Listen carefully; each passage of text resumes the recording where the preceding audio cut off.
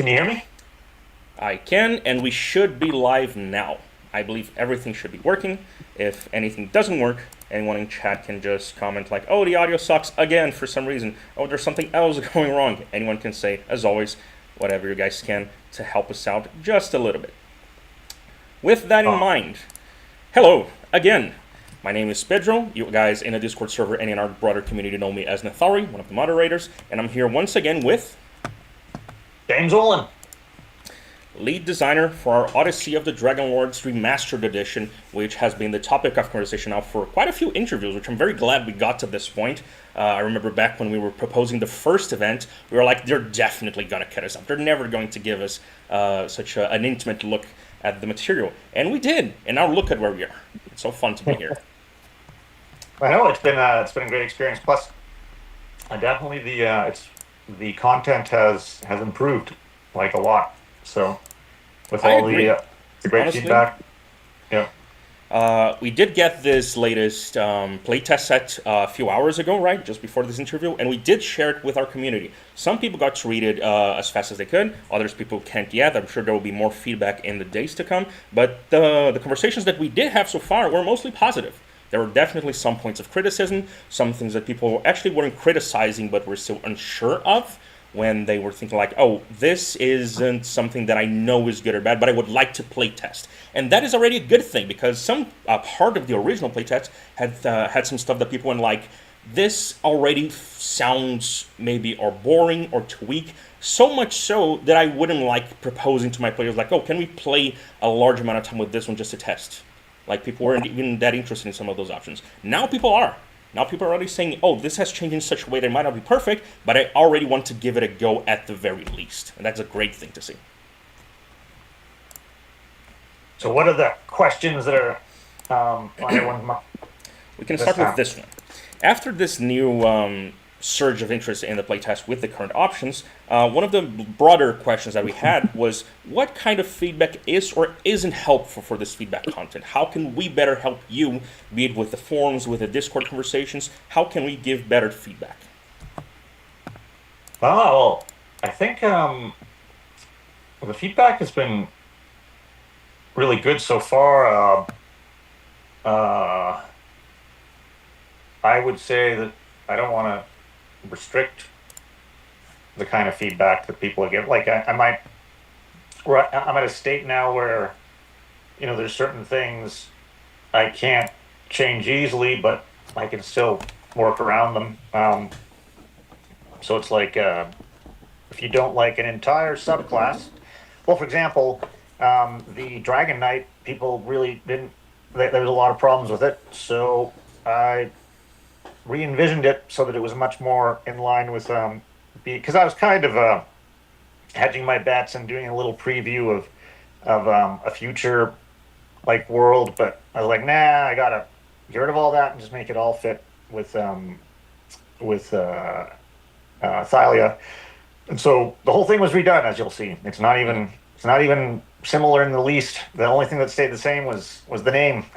So, um, but anyways, that's so I but I can still do things like that. I don't, that's less fun, but I still will do it if it's if it's needed. Um, Actually, I shouldn't say it's less fun. It's just work. It's still interesting to try to think of something that'll work with what people's expectations are.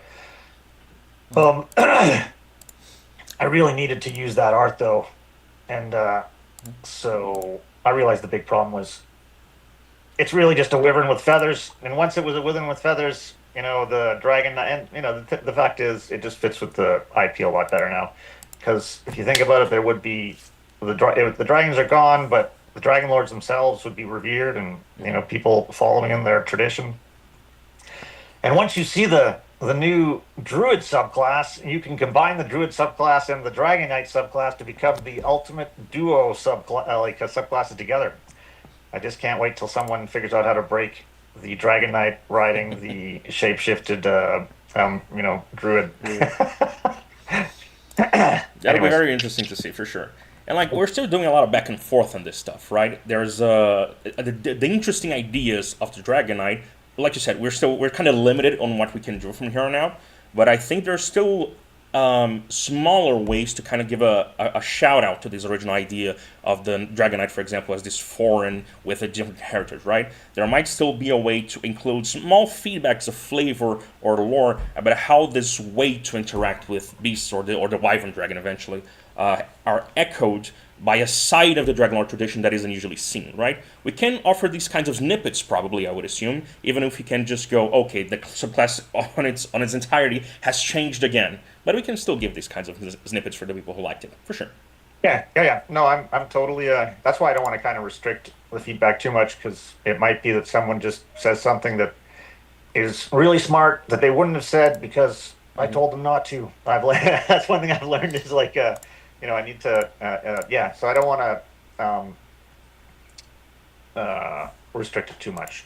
Which makes Anyway, sense. We got a lot of feedback on the forums that was very diverse in nature, by the way. So thank you to everyone again. Right, Ohlen has been said a ton of times. Now I would like to say it again because from my own feedback and propositions for Odyssey of the Dragon Lords, I always double check the forums, see if there's any interesting ideas, and there's always something at the very least. So again, if you feel something strongly, please share it. It's great to see. Period.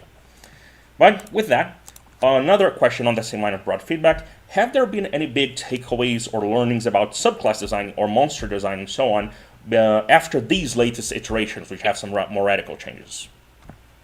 oh, oh yeah, just um, lots. I like having to go through all the feedback and hearing everyone's thoughts and the reasons for why I think that way. Like obviously from you, Pedro, and then from everyone else, um, it's just given me a lot of insight into subclass design. Like I think I'm a lot more critical of my own ideas than I was before, just because.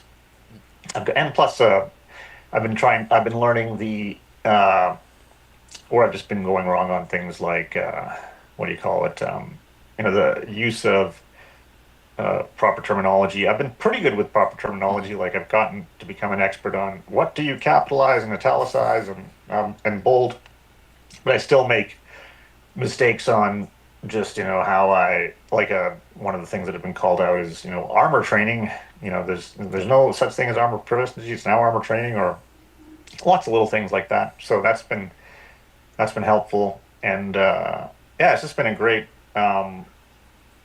learning experience for me. So um, and there's been so many great ideas. So yeah, I'd say that.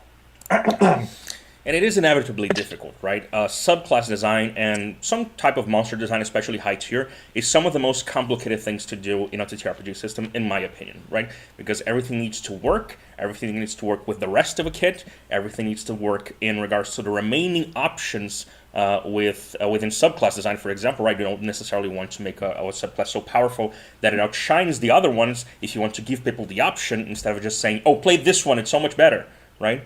And it is so difficult to do at times, even beyond the nuances and the intricacies of standardized language and all this kind of stuff. The more we do it, I think the better it gets in the end, right?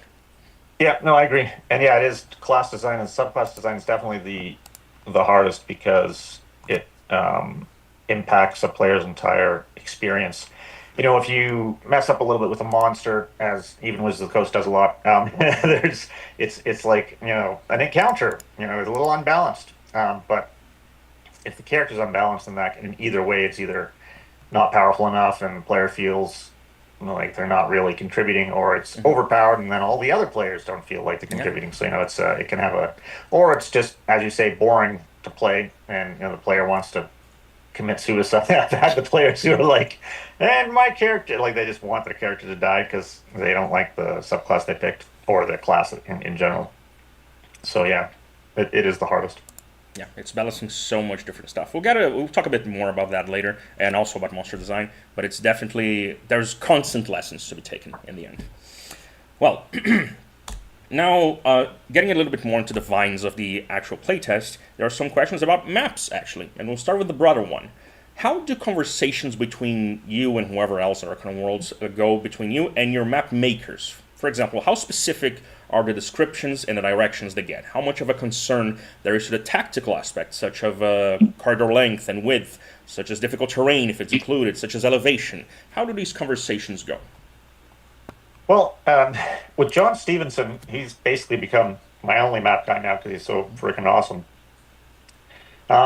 He can go either way. I'll give him what I'd like to do now is just, do all the room descriptions, but let him kind of do the layout. Like I'll give him a general word description of how the layout's supposed to be, but he's a huge D&D nerd himself, so I don't draw out the entire like I drew out all the maps in Odyssey, and so they're basically just versions of what I had done on graph paper.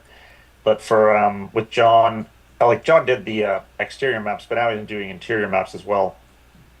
I give him a little more freedom because he's just really good, and plus with more freedom, he puts in more of his creativity. And when he comes back with something, I'll find something where I'm like, oh, I gotta do more with this room because it looks so awesome, and go back and try to add stuff to make the room match the awesome art that he has provided. But I think people are going to love all the maps he does because he does so much detail. It's insane. Wait, like I have a whole other world that's coming next year where he went insane. Like you're gonna be, it's because I wanted to create the ultimate city adventure. I won't go much into it, but holy crap, he's just great, and he details it down to down to the you can see the plates on the tables, and so like it's really good for obviously Roll20 or anything like that, but it's also something that is really beautiful to look at on the page. That's one of the things that I try to do is make sure that the scale is such that you can see all the gorgeous work he puts into it when it's like in book format because I don't want it to be so small that you can't see how great a job he has done. But yeah, there is some back and forth, um, but that's because he's yeah. I want him to be more creative. Maps are also something that is really interesting to see the different aspects of it, right? The art is obviously an awesome part of any map, especially when we, at least in my life when I was younger, we only used essentially the stuff we could draw, right? But then to go on to have more intricate designed maps by a proper company or by a proper map maker, it feels so much fun to simply engage and see how cool it is at points and what ideas there might be in there, right? And especially as time goes on and VTTs become more present, you can see awesome stuff being made. Foundry VTT, for example, they make their own adventures in Foundry sometimes, and they use so many engaging VFX and SFX, for example. There are spots in a map where there is a sort of subtle mist, but you still can see. There are spots on a map where there are special sound effects constrained to a particular zone. The artistic part of map design is incredible to see, and I agree. I later on will have a question about, for example, the Sour Vintage map, and I already like it a lot. It looks so interesting, so diverse, so in depth to some extent, with a lot of details to it. It's really great. Oh, that's one question. So what I did was because I didn't, like there's the two maps for people who did the back Kickstarter to get the two Yeah. maps. One was of the Heartlands, and the other one was of Thalia. And um, I was like, if people just get a map of Thalia, uh, they're gonna want something. They're gonna want more than just like a redone version of the map. So Yes. instead, I got John to do for the Heartland for the Cerulean Gulf and parts of the Forgotten Sea what he did for the Heartlands. So it's like the super ultra detailed, and plus Yes. then of course I had to give him more um, details to the millions of islands within the Cerulean Gulf. But I think people will like that as their big fold out map more. But if like I'm looking into whether I can do the double sided one just so that people can still have the old one on one side and the other. But I wouldn't mind hearing if I can only do one, do people want the map of Thalia, or do they want the super detailed Okay. uh, Cerulean Gulf parts of Forgotten Sea? It's looking awesome, by the way. So, anyways, I can imagine. I think that's new information we're getting, and it does make me curious already because that overview of the Heartlands was already one of the things that made me the most curious about the playtest and the remastered edition in general. It was incredible to just look at it and see it has a lot more to it, and maybe in practice it doesn't fulfill as many of these bits kind of sell us, but maybe it does. And maybe even if it doesn't, the guidelines on the stuff, even just getting a name and a short description, can nurture the imagination so much, right? Can nourish the imagination so much. And yeah, so I can already see where I stand. I would kind of love the the seas map in particular more than a general review of Thailand, which you kind of already get in the old version. But I would definitely like to see what the community thinks. yeah. Like they'll be getting the big map anyways because it's gonna be in Odyssey the Dragon Lord's book as double page spread. And it's a chance for them. There will be details on. There's islands that you don't explore, but it would be cool to know where did the Gigan Empire, how far was it spread out, where were their outposts, like the Indigo Barbarians. Do they have other islands that they have places on, and all that kind of stuff. And um, yeah, it's a chance to give a little more color to the setting. Definitely. Along those lines, still with the maps, making a map Yeah. for the Sour Vintage in particular was a bit of a curious choice, right? Because originally, there's little that actually happens in this Sour Vintage specifically, which requires the existence of a battle map. So, are there any possible spoilers you can give us about the new content, possibly a new beginning to the adventure, that makes it so this map is more than set dressing, if at all? Well, I could give spoilers, but I'll just say that after I got all those maps, I was like, "Holy crap! I got to do something with this." I don't want to change the beginning, so well, let's just say that the sour vintage appears later on in the adventure at some point in a way that makes all those maps useful, and I think it appears it just there's just a perfect part in the adventure for it to show up, like where it just makes a ton of sense. And I don't want to spoil it, but it just is. It's beautiful stuff, and yeah, that's an example of John going overboard. And I was like, "Whoa, okay, well, I got to do something with this." And sometimes he'll do that, which is great because it's yeah. When you're working with creative people, you want to take advantage of their creativity when they come up with something you didn't expect. And that was definitely unexpected. The amount of work he put into that. That's awesome to hear. Like TTRPGs, much like cinema and video games, are kind of a collective art, right? People just Yep. insert a new thing in there, and then it sparks something that it didn't know that could be so good for the work. So it's very nice to hear when something like that happens. And it's our vintage can indeed. Again, no spoilers, and I don't know any of it, but the imagination already gets going, right? And it's our vintage is especially located in the sense that it's somewhere you start, and it's allegedly a very simple place, like a roadside inn. But later on, after you leave Micros, it's kind of in the path towards the Dead Falls, where you find the Ultros, right?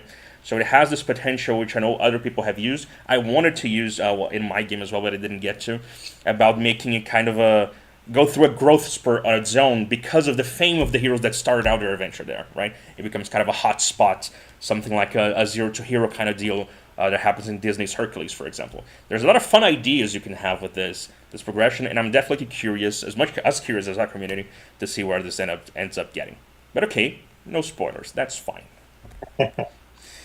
Well, following that one, I would like to hear a little bit more on the technical and mechanical aspects of maps because we've gone over the art and how fun and engaging it can be, but there's also an aspect that in the end these maps are meant for a game, right? And they can fit a particular set of mechanics or lore in a way that's good or isn't good, right? For example, there is the map for the Tomb of Xander in the original Dragon Lords was always a contentious map. On one hand, there are five feet corridors there, and some people don't like it. They don't like it that it forces a particular set of coordination on the party, a particular formation in a line to move through the corridors. Others, like myself, kind of see it as good because it offers diversity in how you play the game when you engage with the map. But at the same time, there are things like the fact that Grexis, which is a large creature, has to squeeze in it. And it makes it so that his 2014 stat block loses a lot of its potency, even though he's meant to kind of make hit and run attacks, right? How much of this technical aspect of maps, how much is it taken into consideration both between you and the map maker? How do these conversations go as well, specifically geared towards mechanics? Well, I did go through some of the old maps that there was several maps that were far too tight for what they were, and there now one of them I didn't change that particular map because it had been designed. It was supposed to be a tight place, but there are other maps that were too tight for what they were supposed to be, and so they've been I can like one of them was the the Tarask cube. It was just too tight. As was Lutheria's barge. Like it was just those both were very tight, but they not for good reasons. And so they've been reworked to give more space for the creatures that are in them. So you don't open the door and all the monsters are like, hey, I can't move. But I've gone through and identified some of those. Um, and with John, there's a lot more back and forth there. Uh, so yeah, there is definitely talk there, but I wouldn't mind. Maybe I should do a survey on, or if yeah, good feedback on which maps people had the most problems with. It'd be great because then I still have time to because I have another one of my friends who Dean Anderson. He's been a environmental artist in video games for a long time, and he's been reworking some of the maps for me because he can actually do it. Take some of the old maps and make like add lighting and stuff so that it's better for Roll20 and also make them space like without actually changing the layout. He can improve them, and he's been doing that. It's been great. Like he's reworked all of the Praxis, the Tower of Sign maps, so uh, well, they're just better. They're the same in that you have all that, but like they're much better. They'll be much better for Roll20, and I think people appreciate them. That's great to hear. I think people will be particularly excited about both the Barge of Letheria, Hypnos, the Barge of Letheria, and Praxis in particular because of different reasons. First, people really like the idea of Letheria's Barge, right? Essentially a permanently dreamlike construction which has, well, anything could happen in a place like that, right? But it was indeed really tight and really straightforward originally. By the way, if you can hear my dogs, I'm very sorry. That's how it goes. But it's a very exciting concept that in practice it didn't feel as big as it could be, right? Both in terms of size, like you mentioned, it felt like quite of tight quarters for it to be this sort of dreamy, sort of hedonistic, sort of complex location that a goddess lives in, essentially. Meanwhile, practice, it's a lot, and it ends up feeling maybe a little bit too dense sometimes, having a little bit more spread out. It'd be a little bit more spread out, having it to be a bit more focused. Sometimes I think would be a very good thing to have in practice. But I personally love that dungeon, the fact that it's so large and so complex. But it can be refined a little bit, and I'm glad to hear it. In regard to the idea of making polls and stuff like that about maps, that might be something we can do, right? I can definitely engage with our community and open up a space for conversation, like a poll or a thread or both, things like that, and we'll see what people have to say if they have anything at all. And it could definitely be a point of feedback. Across the years, the biggest complaint has been the simplicity of, well, the maps aren't squared properly, they're not measured properly, so it's frustrating to get them into VTTs, but I'm sure that'll be fixed.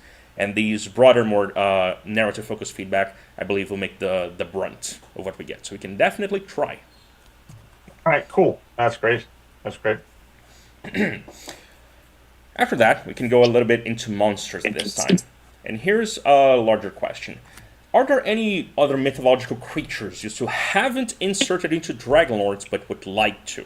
Because some of them are either are there in a limited manner. For example, hydras are such a big thing in myth as a whole, but we get one of them. We get one hydra fight in Themis in order to acquire Titan's Bane in particular. Are there any you would like still to see, which aren't already in the book, or are there any you would like to see be more present across the adventure?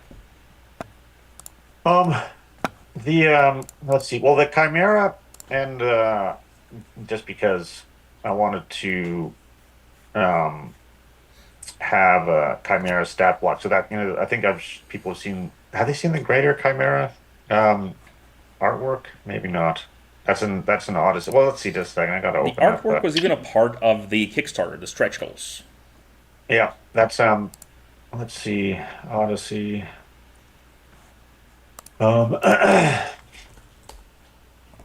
'Cause I have there's definitely a lot of new monsters, and uh,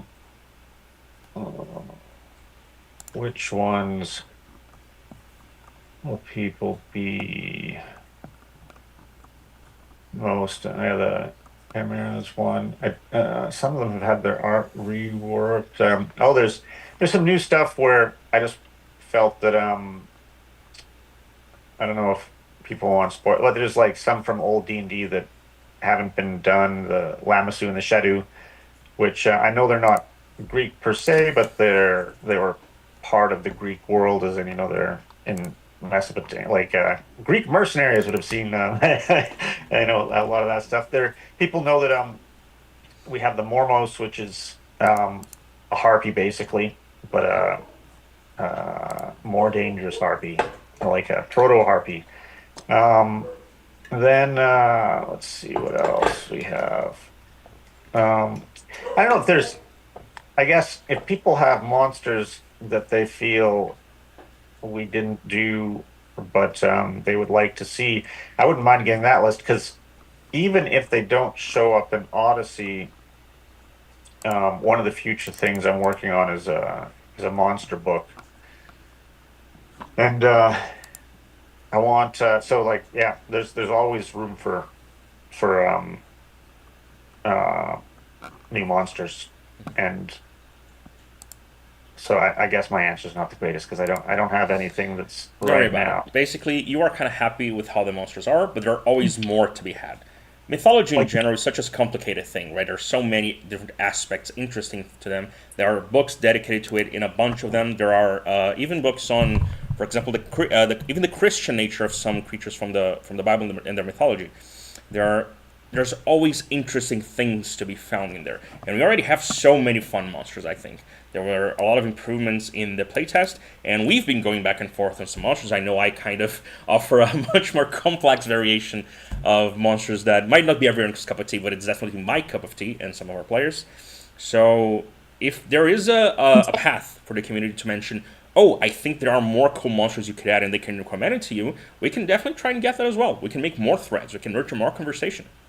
oh yeah, no, I think that would be great. That'd be great because there's like I don't think one thing that you pushed for was more Gigan monster types, which I think was a good one since they are a big part of the IP, and having some extra Gigans that have different. Ooh, maybe I should share the Gigan player art now because now it's not in the playtest because I got it too late. But it's the cultured Gigan, not cult. Well, kind of like because the Gigan monster looks very kind of savage Aggressive. one. Yeah, this Keegan is the I can fit in better, better dressed. Yeah, I'll put it up there soon. I'm curious to see it. It'll be interesting to see how a Gigan turns out if it grows sort of apart from the more martial culture that its species goes through. I'm curious about it. If you can share it, I think everyone would like it. Yeah, no, it's done by Lias, so it's like who I usually I'm getting Sebastian, the same guy who did the Myrmikis and the um, Automatai. bronze automaton to do the automatos and the Myrmiki. So he's going to be doing the character versions of those. But I got Lias to do the Gigan because I wanted him. I get Lias to do the more humanoid and you get the more beautiful creatures or the more put together and well crafted creatures. Well, I get Sebastian to do the more monstrous stuff because they both have their their strengths. And if you want something monstrous, Sebastian's just he's great. And then but if you want something that's more um more better looking or like more beautiful or put together or crafted than Elias and his polar. Elias is I shouldn't just say Elias because he works with several artists now. He's out of Indonesia and he's great, as is Sebastian. Obviously, I've been working with them for nearly 10 years now. For what it's worth, our community seems to agree. Across the years, there's been a lot of back and forth about the art. Some people were unsatisfied, especially with some of the NPC art we got, but rarely ever did I hear anyone disliking the monster art. Be it the more brutal monsters that we get, the more bestial ones, the more demonic ones, stuff like that. Be it the more beautiful creatures that we get, like the nymph variations, for example. Across the years, almost 100% of the commentary that I've heard on those has been positive. People love that art.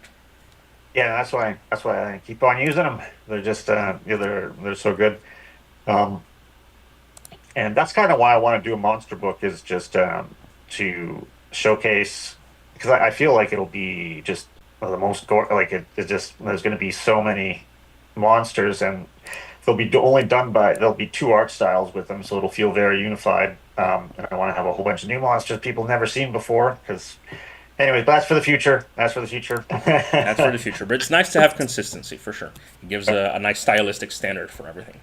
But anyway, I also won't spoil anything on the monsters. I don't know how many. A disclaimer: even myself, I don't know how many of the monster feedback that I propose that we see in the community will actually make it to the final book. But I know that me and James were trying, and fifth edition monsters in general tend to go on the more simpler side, and we don't want to change that. Any monsters that are already fifth edition that a campaign uses will stay as it is. But I think there's an untapped potential that other third-party creators nowadays tend to explore. If you look at monsters from great sources of inspiration, such as MCDM's Flea Mortals, if you look at Conflux Creatures, if you look at these and many others, amazing creators, there is certainly a demand for monsters with a higher ceiling, with more diversity and flavor that is reflected into the mechanics, right? So there is indeed a place for more variety of monster types, especially something like the Gigan, which at least to me has always been kind of the mascot monster for Odyssey, just because of how iconic it kind of is and sort of in practice it's ties to Sidon and so on, and other ones as well. So I won't give any spoilers as well, especially because I can have conversations in the server with people about those if they're really curious. But I, for one, am very excited to see how much of this we can do. But going on beyond that a little bit and going to broader dungeon and such design.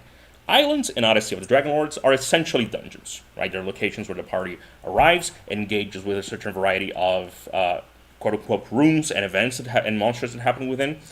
But in general, current 5e design, officially 2024 and so on, tends to embrace linearity.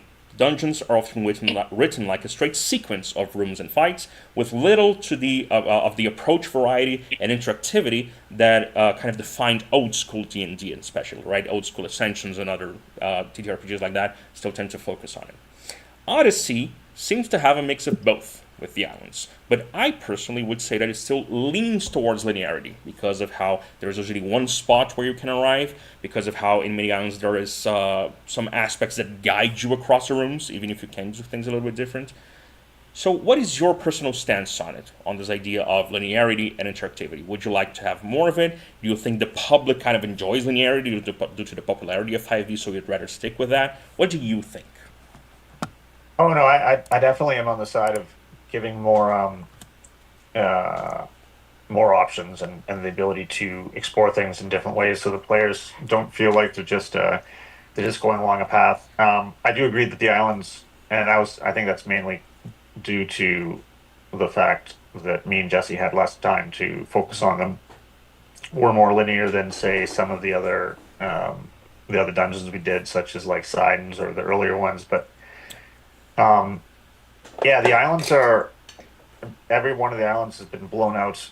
I think I've like in the previews I've sent out, you can see that there's a lot of side stuff now that you don't have to do, but you can do, um, and which I hope players enjoy. You know, like there's obviously the Island of the Dragon Hmm. in the Forgotten Sea, and then there's also the Garden of Helios, which has a lot more stuff to do.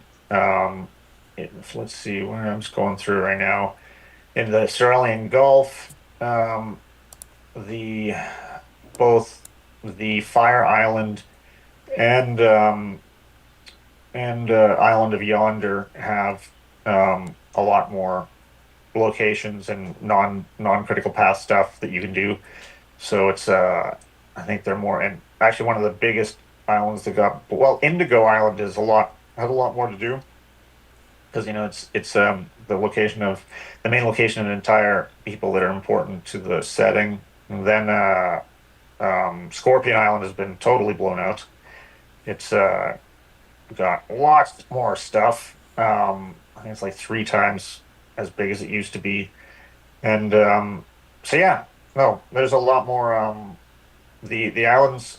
What I wanted to do was make the island maps that people got in the original Kickstarter much more useful. As in, like players can point and go, "I want to go there," and Yes. then there's something there. And that'll be. So I think that's. I think people will enjoy um, the extras that are in the islands of the Cerulean Gulf and the Forgotten Sea. That's why one of the reasons why I let release those previews just to show that the islands will have a lot more stuff on them. General perspective on the islands has indeed been positive because of that exact reason, right? The idea that there's it's not that the islands are necessarily larger, though sometimes they are, but that they're deeper, right? That there is essentially more to do with each part, more to see, more to engage with, and even more for the DM to use when they characterize things, essentially, for when they describe things, when they decide what an NPC does or doesn't do. I think this has been by far the biggest win, in my opinion, of playtest material this far. The best improvement that the remastered edition has so far shown in regards to its original content, at least in my opinion. And I'm sure that as time goes by, especially when we do more iterations on those, we might get more individual comments from people in regards to those islands, right? Maybe on the next interview, which I know we already can hopefully get one in January, there might be a lot of specific questions about people for clarification and so on.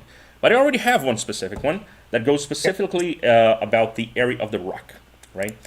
The area of the rock, it used to be, and that's the thing, kind of still is considered a filler island kind of thing. It is very small, it's a lot smaller in scope, and thematically, it has a very, it's not that it's niche appeal, but it's a very straightforward kind of thing. There is this rock, and it kind of probably maybe will attack you and take something from you or someone from you, and it might be worth it to chase it, right? And if you're willing to work with a little bit more of the fame theme, you can also go, oh, this is one of the great beasts of the sea, and slaying brings you sort of notoriety that maybe other islands wouldn't, right? But even after this new cut of paint that it got, it still mostly boils down, especially mechanically and in exploration wise, to a quick and straightforward pair of skill checks and combat encounters, essentially. Are islands such as this really meant to be kind of quicker, easier obstacles, or would you like to see them become more appropriately long and diverse? For example, in the case of the area of the rock, maybe it could become more of a natural location, in which the challenge in reaching the nest has to do with navigating this island of beasts that maybe usually are scared of the rock, but now that new food has arrived, would be more willing to engage and hunt the party as they travel. For example, right? I think there's room for them to grow. But would you like that, or would you like to see them still remaining these more straightforward, simpler islands for quicker, more relaxed adventures, so to speak? What I tried to because I had to kind of like strategically pick which islands I wanted to blow out, and there's a few that with the area of the rock, I was like, um, I did want to give a little more depth to the ancient siren culture that used to exist, and so they have that there. And with the island of the Chimera is kind of similar in that it's not it's I didn't blow it out with dungeons or anything like that, but it does not have more now to it, and it actually interacts with with some of the epic paths in like, so it makes the island of the Chimera more important because Nice. there's things that can happen there that make it not just, a Chimera comes out, you kill it, and then you get its treasure. Um, and what's another one? Oh, one the small one that did blown up because I had to blow it out. I'm sure everyone can guess is Titan's Folly is like is well, it's about the Myrmikis, lots of Myrmikis fans there, and so it is definitely got a lot more to it than it used to. Um, it's one of the maps that's like uh, I don't know, one of the islands that it's at least three times as big. So, and it's not really it's don't worry, it's not the it hasn't been changed from what you do there. It's just that the game master now has a lot more information of um what can happen afterwards and how it can interact. Well, for example, you can have a Myrmiki's player character now, so that's a big part of it.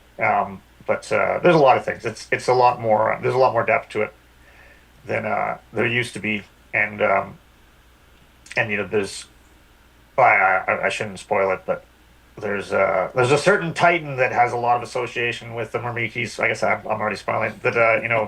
I think and because you can meet that Titan, and he's the creator of the Myrmikis, there probably needs to be um, some information about that, and there is. So there's lots of stuff in the Myrmikis, like in the Titan's Fall. I think that makes it a lot more interesting. It's basically supposed to be like an island that's Pandora's box, So, Yeah. um, anyways, but I haven't. Some of the islands, the island of the Chimera and the Rock, were just um, I couldn't real like those. I'd have to invent entirely new things to really blow them out. And so I kept it to a little bit less. Plus, I'm trying to keep the size of. Honestly, Dragon Lords is already just the Odyssey of the Dragon Lords is starting to It is approach the size of the huge. original Odyssey Dragon Lords, and I have a 300 plus page like great labors. Like, the whole thing is starting. Is I don't know 750 pages worth of material now, and It's a lot. so I'm struggling with maybe I'll have to do some I don't know. Anyways, point being is, it's I'm trying to balance where to add and where not to. But that doesn't mean that in the future, like I really do want to continue developing, D&D Mhm. settings and also the old settings. So, there's always a chance to come back at some point. Um, and Thylia has got a lot of places that aren't really explored that much. Yeah. So In general, it just makes sense, right? It's the pragmatic approach. In the end, we're still limited by a lot of external factors, and in the end, it's actually more difficult, in my opinion, to expand islands that are essentially natural hubs, right? It's why the area of the rock in this new coat of paint, it got something that actually has to do with a culture. It had additions in this line instead of trying to make it. I'm assuming, of course, correct me if I'm wrong. Instead of trying to make it a more appealing part of the natural world, because in the end it's hard to make these descriptions and these locations be as interesting as they could be if there was interference from some intelligent species or community, if it had religious ties to this religious setting that we're using. In the end, it's a lot harder to do. I agree. but I will say that the area of the rock now has an impact on the Apocalypsis chapter, the post Battle for Mitros chapters. So Which I'm very curious about then, because that's a yeah, good thing to hear as well. Epic paths and tying into the future of the campaign since time passes are two very economic and interesting ways to do it. I'm curious to see where it goes. But yeah, anyway, as usual, we don't want to take too much more of your time unless you want to keep talking because I have time. But if you don't, we I, can I should go. get, I should get going, but I will say that I have a whole spreadsheet on uh, basically variables, so that the post Battle for Mitros. It don't worry, it's not dry like that, but just here's things that can happen if this happens, so that like it basically allows for. And game masters can do a lot more than just that, but what I've given more tools for game masters to really make it customize their post Battle for Mitros to take into account what the players have done or not done. So, if you've done certain things or you haven't done certain things, it can lead to uh, changes in that chapter. 3 chapters, actually. I might have. How many chapters did I make it? I'm simply a Uh, huge fan of interactivity. If there is this amount of possible consequences and combinations of things that can happen, I personally, and I think a lot of DMs, would find it very engaging. yeah, no, it's. Anyways, yeah, I shouldn't go on. I'll spoil too much there. But Okay, don't worry. We can move on to a final question, a more relaxed question. final question. I'm ready. This is a more narrative question, especially with the perspectives of these other books besides Odyssey of the Dragonlords, with Reavers of Oath and Ruin, with the general perspective of Raiders of the Serpent Sea, with these future books that we still don't know that much about, but people are definitely curious about some of them. The mythologies that Arcana Worlds has been taking inspiration from start to mix and match to some extent. So, what does the process look, especially with these future projects in mind, of picking mythology, of picking a myth, for example, and choosing what elements, what bits, or parts of it go or don't go into a new adventure, into a remixed yet recognizable adventure? Um, well, one of the big things with all of these setting books that I feel is important is to for them to be easily placed within someone's existing campaign world, so that because I feel like you know most dungeon masters are either going to use kind of like the Forgotten Realms, or they're going to use their own. You know what I mean? Like there's and maybe there's some that'll use like Planescape or some of the other Wizards of the Coast ones, but basically, I don't think players want me to be providing them with a whole like world where they don't. I mean, it has a set of rules that you have to obey. Like they don't want me to do another Dark Sun or um, uh, another whole setting. However, I am fitting in the other adventures into in a way that would allow you to, use the world and like all the different locations, like the Grimnir and Thylia and the future stuff, if you want to. But I'm also trying to make them all very plug and play, as in I like this in my world, I don't want this in my world. And so if you want Thylia to just exist as Thylia and have nothing to do with the other settings, that's totally, you can easily do that. However, if you want them to interact, you can do that too, or if you want them to be in your world. So it's that's been kind of my um, strategy. Now, in terms of the kinds of mythologies and such, it really depends on um, well, each one's different. You want to make it you want to take something that hasn't been overdone.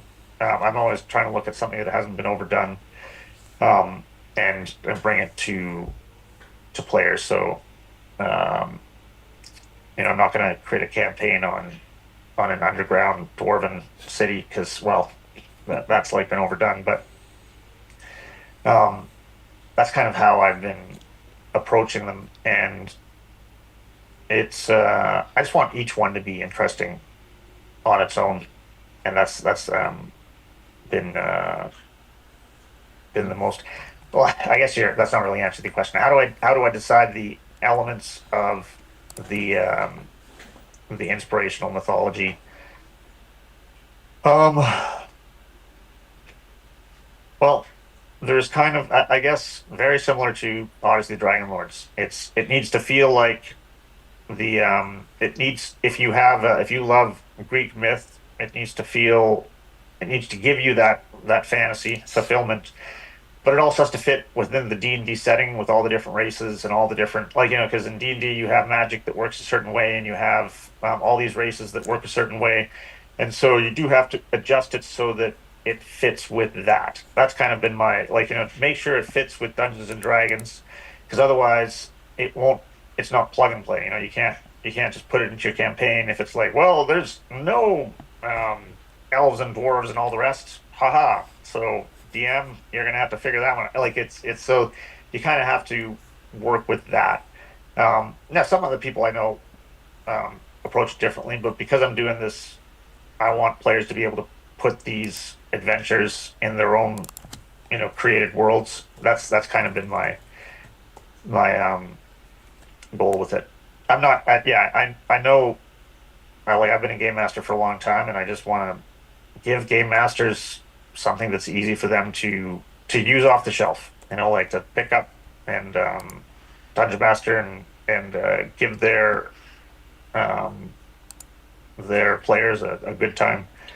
And the fact like D&D, I think, has gone through some of the worst times when they don't put a lot of effort and energy and money into the adventures because they don't make as much money, and I understand why. It's like, well, if we put out player books, we're going to make $1 trillion, or monster books, but like adventure books are make the least amount of money, but they're super important because without them, you the most important thing is to have dungeon masters who are able to provide great experiences for the players. And so and Gary Gygax understood that, and I think fifth edition did a great job of like every year you had like this great adventure that was like it was a very a good strategy um, in my opinion, and that's why I like to focus on the adventure part of it. Plus, it's kind of the thing I love to do in general. I'm not someone who's going to spend a lot of time creating a Dark Sun or an Eberron. That's like there's people that are better at that kind of stuff than I am. It's why with Exodus I teamed up with Peter Hamilton because I was like, I need a science fiction genius to do this so that he can. It's like I know my strengths, my weaknesses, and so I try to focus on what I feel my strength is, which is creating adventures that allow players freedom and that give game. Yeah. Anyways, I've rambled on enough. So And I agree. Of course, all of us here in our community are just here because this adventure exists, right? Because looking at it, it sparks something that doing your own thing or just reading the currently available D&D 5e products didn't, right? So I agree wholeheartedly that it's an important part of the ecosystem. And I would even say that some of D&D's competitors kind of understand that, right? There's a plethora, of course, of TTRPGs around, and for example, Paizo, which does Pathfinder Second Edition, puts a certain kind of emphasis on adventure modules in particular. They're constantly releasing APs because they find these to be engaging experiences for the players. Of course, they have been trying to find ways to improve revenue around those as well. They have been trying to include, for example, to make sure that a single book, be it a quote unquote lore book, which is part of a specific series that they do or not, has always something both for DMs and for players, so that that book is more used for a broader category of consumers. There is that kind of stuff, but there's definitely this idea that there must be a constant a flow of stories to be told, right? For whoever else needs it, for someone who wants to be inspired, for someone who wants a story but doesn't necessarily have the time to make one themselves. For whatever reason you have, it is important for these stories to exist. And I think you're completely right on that. And we, of course, love that, and that's why we're here, right?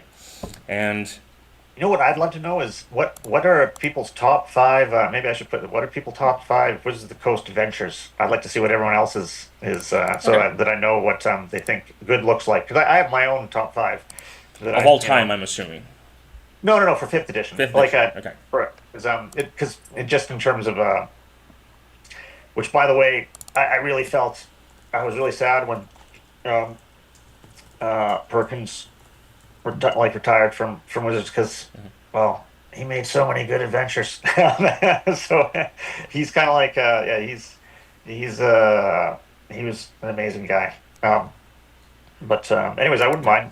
Then I'd have a good idea of what the Odyssey community viewed as what quality looks like to them.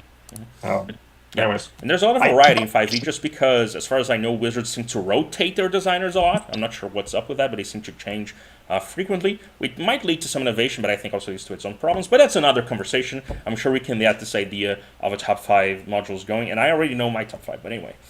In regards to the rest of the question, There's also I like to see this idea of the first of the mythology and the D&D being kind of mutual feature filters for what we pick and choose in search of an adventure. It's, I think, the most, again, pragmatic way to do it, instead of trying to force something that's so different from D&D to work and breaking your brain trying to figure it out. I think that's an efficient way to do it, and I really like this focus on originality, because Greco-Roman myth in particular, it's kind of the fundamental mythology for our side of the world, right? Right.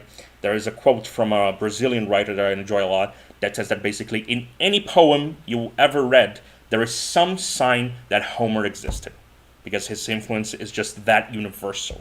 So it's nice to try and find, of course, what in those stories resonate with us as a species. That's why they're so great. They're so always present in history, but also what kind of new thing we can do with them. I think there's a very nice and noble goal to have. I really enjoy.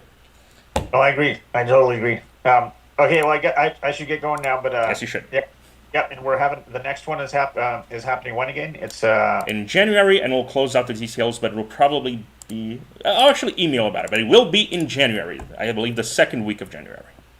all right. Well, that sounds good. I'm excited, and I'm excited to see what people think of the latest playtest. So And thank you for being here. yeah, thank you. All right, it was good talking to everybody. Bye bye. See you later.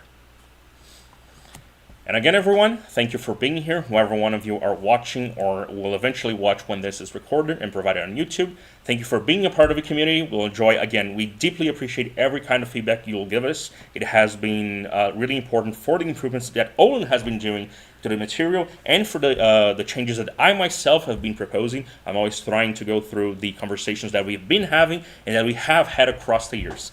And if you're someone who is watching and is not a part of our Discord server, the Odyssey of the Dragon Lords fan community, please join. You'll find a link to ingress in the description. And we've been having simply a lot of talk, a lot of conversation about Odyssey for years now. And Remastered Edition in particular has been a very interesting material to engage with, and we're trying to help it be the best it can be. So again, thank you for being here, thank you for watching, and we'll see